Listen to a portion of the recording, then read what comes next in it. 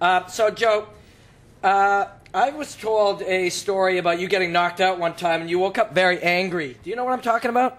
I know what you're talking about. Yeah, can you tell us the story? Your information is only slightly correct. I didn't get knocked out. I sort of did. I had a concussion, but I never got knocked out. Hey, who were you fighting? I was fighting Patrick Cote. Okay, I remember that. Go on. Well, I was going back to the locker room after the fight. I did my interview with Joe Rogan and all that stuff. I was all happy and all that. And then I suddenly forgot why my hands were taped up and why I was in this place. And I asked my friends if I'd been fighting tonight. They said, yeah. I asked if I won. They said, yeah. So I was real happy. I just, won my first UFC fight. And then about 5 minutes later, I suddenly looked at a friend of mine and realized that I had to go home to my ex-wife, or my wife, sorry, that I hate. At least at the time I did. Today I don't hate her so much. Today I just don't care. But at the time I didn't like her very much, and I thought I had to go back home to live with her again. And I was very unhappy because all the happiness from the fight was now going to be canceled out by the negative crap that I had to deal with when I got home. And it turns out I wasn't married after all. I'd been divorced for 2 years.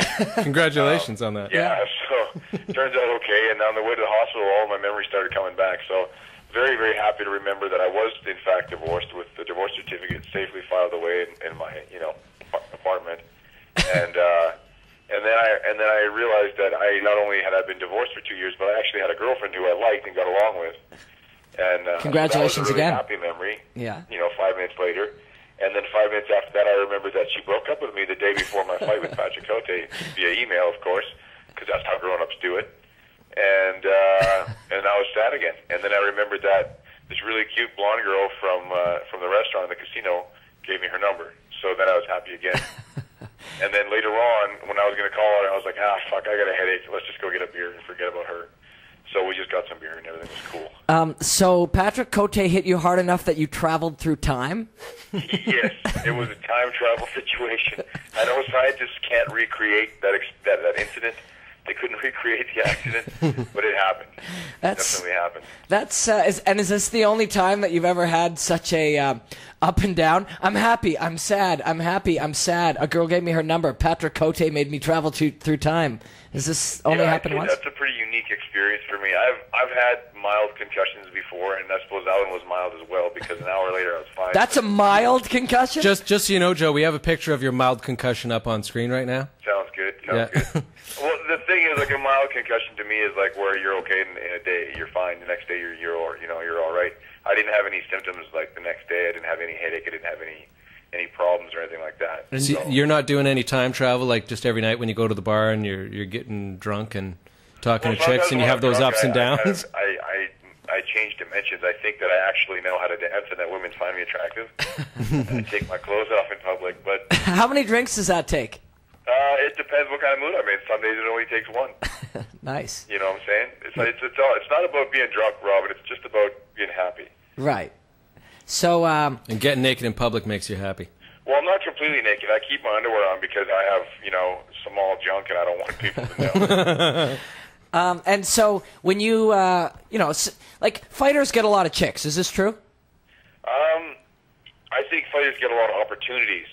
Right. But the smaller ones know which ones to stay away from, if you know what I'm saying. Yeah, I'm a smaller fighter. I know what you're saying, Joe. Why don't you spell that out? Yeah. Well, sometimes you just got to stay away from them. Like sometimes you can see crazy coming a mile away. You don't want to get stabbed in the ribs after you fall asleep. Have you ever been stabbed in the ribs after you fell asleep, Joe? No, but I had a dream about it once, and I called her. Was this after the Patrick Cote fight?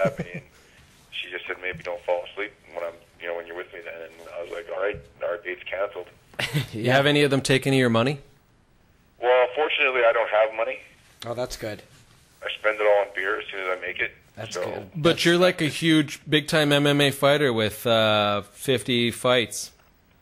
53 fights.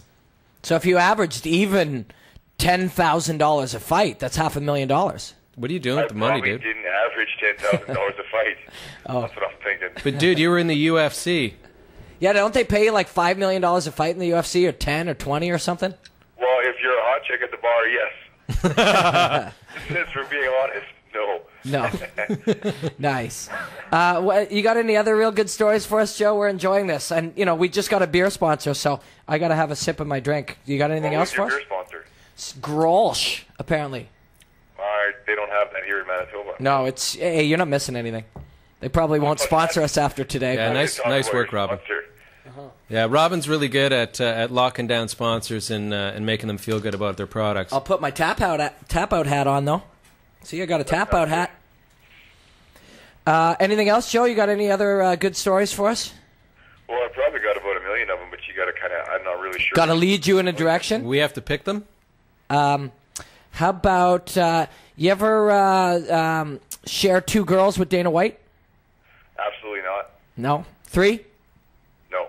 Dana White and I are, we don't speak very much. The most I've ever said to him is hello and shook his hand, and that's about it, so. I can get my own girls. I don't need his. You know? No, I thought maybe you'd share with him. Well, I don't like a share whole very well. Relationship building kind of thing. Yeah, I'm not into that. I think it's, you know, that's not going to be me, I don't think. No. More of a 2 girls, 1 guy kind of scenario? No, I mean, well, 2 girls, 1 guy, I guess. It's a nice idea. I don't know if I could pull it off. I can't even please 1 woman, to be honest with you. Never mind 2. You know you're advertising that to 12 people that are listening right now. 12 people. Yeah. Oh, I'm so embarrassed. Yeah, you've just... Yeah, and one of them's a woman. And she might be in Manitoba, so you've just totally limited your odds. You've just told 1 girl that you have small junk and you don't know how to please a woman. You can't please one woman. Robin, I'll tell you, amazingly enough, that has got me laid before. What has? Telling chicks you have small junk? But I told a chick one time that I was small and I wasn't very good. And then we had sex. She tried to fix it? And then what'd she say after? Well, I asked her if she believed me when I told her, and she said yes, she did. Oh. So then I asked her, why the hell did you sleep with me then? And she was just curious. She said she wanted to see how bad it really was. Oh. And how bad was it? Well, it was good for me. Nice. Well, that's the end of that story then, isn't it? Yeah.